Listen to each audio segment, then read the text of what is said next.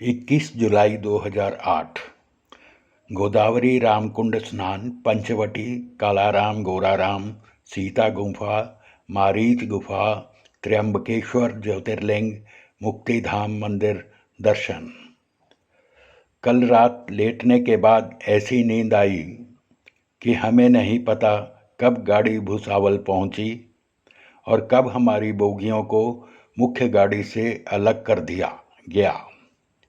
जब आँख खुली तो देखा कि हमारी बोगियां भुसावल रेलवे स्टेशन पर खड़ी थीं।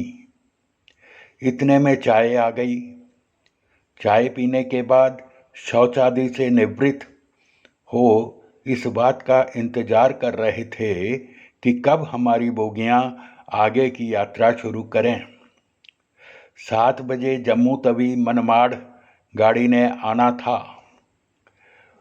उसके लिए हमारी बोगियां जुड़नी थीं। गाड़ी ठीक 7 बजे आई। यात्रा प्रबंधक गाड़ी के ड्राइवर के साथ बात कर गार्ड की ओर आए। कुछ देने के लिए हाथ बढ़ाया, लेकिन गार्ड ने लेने से मना कर दिया। ऐसा लग रहा था जैसे कह रहा है कि कम हैं और बोगियां इस गाड़ी के साथ नहीं जुड़ सकती। प्रबंधक गार्ड की मिन्नतें कर रहा था, मगर गार्ड अपनी जिद पर अड़ा हुआ था। प्रबंधक ने शायद स्टेशन मास्टर को फ़ोन किया। थोड़ी देर में वह आया। उसने भी गार्ड को समझाया, लेकिन गार्ड मानने का नाम नहीं ले रहा था। बहस होते देख ड्राइवर भी वहां पहुंच गया। उसने भी गार्ड को समझाया, मगर कोई असर नहीं। धीरे धीरे ड्राइवर और स्टेशन मास्टर खिसकने लगे और बाद में प्रबंधक ने शायद एक और नोट पहले नोट के साथ जोड़कर गार्ड को दिया। तब मान मनौती हुई। हमारी बोगियां गाड़ी के साथ जोड़ी गईं और आगे की यात्रा शुरू हुई। यह सारी घटना हमारी आंखों के सामने हमारे सांझे प्लेटफार्म 2-3 पर घट रही थी। दृश्य देखकर सारी बात समझ में तो आ रही थी, मगर पुष्टि नहीं हो सकी। गाड़ी चलने पर नाश्ता आ गया। सभी का ध्यान नाश्ते की ओर बदल गया। नाश्ते के बाद स्पीकर पर घोषणा हुई कि सभी यात्री 2 जोड़ी वस्त्र और नित्य क्रिया का सामान बैग में ले लें, क्योंकि आज का रात्रि विश्राम बाहर होगा। हमने अपनी तैयारी कर ली। अब भी 1 घंटा शेष है। सोचा आज की अब तक की जानकारी डायरी में लिख डालूं। तो यह है अब तक का वृतांत। गार्ड वाली घटना अभी तक पुष्टि न होने के कारण संदिग्ध है। इसके बारे में पूरी जानकारी न मिलने तक उत्सुकता बनी रहेगी। डायरी और पेन भी साथ बैग में ही रख लेता हूँ। जहाँ भी समय मिलेगा वृतांत नोट कर लूँगा। अच्छा, शेष फिर। ठीक 9:15 बजे गाड़ी मनमाड़ स्टेशन पर पहुंची। हम अपनी अपनी बोगी से उतरकर अपने सामान का थैला कंधे पर लटकाए प्लेटफार्म के बाहर की ओर चल दिए। प्लेटफार्म के बाहर 4 बसें खड़ी थीं। उनमें से एक बस में हमने अपना स्थान ग्रहण किया और आगे बस की यात्रा के लिए तैयार थे। लगभग 90 किलोमीटर का सफ़र 11 बजे तक पूरा किया। गोदावरी नदी के तट पर बस से उतरे। थोड़ी दूर रामकुंड पर स्नान किया और निर्वाणी अखाड़ा आश्रम में अपना सामान रख हम पंचवटी के मंदिरों के दर्शन करने के लिए चल दिए।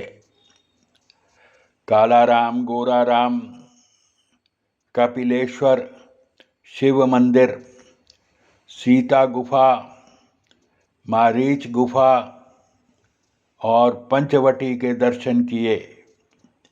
इनमें से जिस जिस मंदिर के बारे में जितनी जानकारी मिल पाई उसका उल्लेख करना मेरा कर्तव्य है। पंचवटी नासिक के उत्तरी भाग में स्थित है। माना जाता है कि भगवान राम, सीता और लक्ष्मण के साथ कुछ समय के लिए पंचवटी में रहे थे। इस कारण से पंचवटी प्रसिद्ध है। वर्तमान समय में पंचवटी में जिस जगह से सीता का अपहरण किया गया था वह जगह 5 बरगद के पेड़ों के समीप है। 5 बरगद के पेड़ों के कारण इस स्थान का नाम पंचवटी है। गुम्फा का शाब्दिक अर्थ गुफा होता है। सीता गुम्फा पंचवटी में 5 बरगद के पेड़ के समीप एक गुफा स्थित है। यह नासिक की एक अन्य प्रमुख आकर्षक जगह है। इस गुफा में प्रवेश करने के लिए संकरी सीढ़ियों से गुजरना पड़ता है।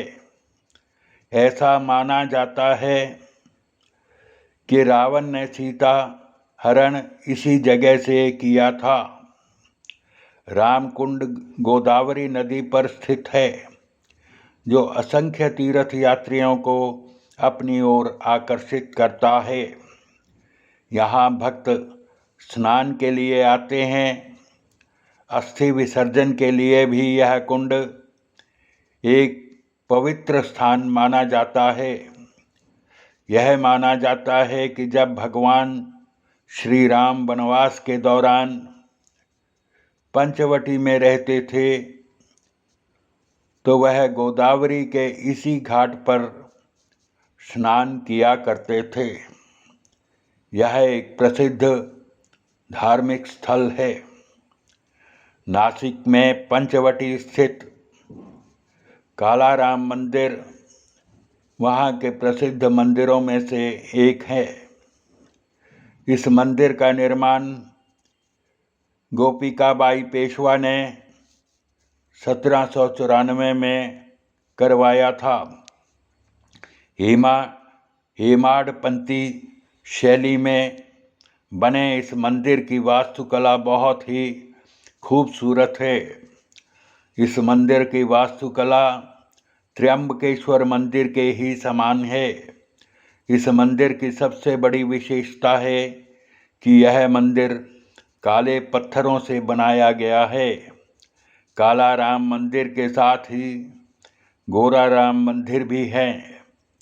इसमें सफ़ेद संगमरमर की मूर्तियां हैं, इसलिए इसे गोराराम मंदिर कहा जाता है। मंदिर दर्शन के बाद हम निर्वाणी अखाड़ा आश्रम, जहां हमने अपना सामान रखा था, में आ गए। दोपहर भोजन के बाद हमने अपने थैले उठाए और बस में सवार हो गए। बसों ने त्र्यंबकेश्वर के लिए प्रस्थान किया। त्र्यंबकेश्वर नासिक जिले में ही ब्रह्मगिरी पर्वत की तलहटी में स्थित है। यह भगवान शिव के 12 ज्योतिर्लिंगों में से एक है। बाकी सभी ज्योतिर्लिंग भगवान शिव के प्रतीक हैं, परंतु त्र्यंबकेश्वर ज्योतिर्लिंग ब्रह्मा, विष्णु और महेश तीनों के प्रतीक हैं। इसके बारे में कुछ विशेष जानकारी देना आवश्यक है। 8वें दिन का भाग 1 समाप्त।